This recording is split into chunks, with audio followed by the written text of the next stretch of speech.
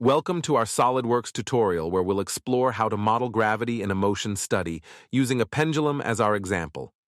Understanding gravity's role is key to accurate motion simulation. Let's get to it.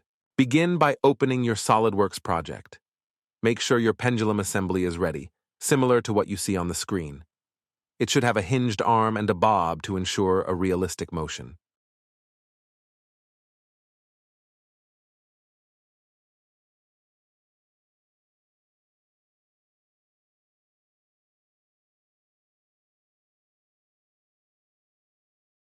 Navigate to the Motion Study tab at the bottom of the screen.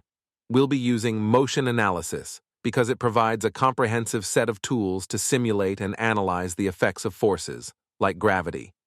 Select Motion Analysis from the drop-down.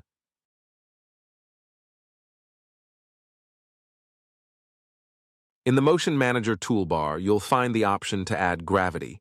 Click on gravity and make sure to direct it downwards to mimic the Earth's gravitational pull. Gravity will now act on the entire assembly, but first, ensure your pendulum's pivot allows for free rotation. This is where the real-world application of gravity comes to life in our simulation. Time to run our simulation. Watch as the pendulum swings under the sole influence of gravity. This simple motion is a perfect example of how gravity can be modeled in SolidWorks. No other external forces are needed for our pendulum. Gravity alone will drive its motion, just as it does in the physical world. And that's how you model gravity in a SolidWorks motion study.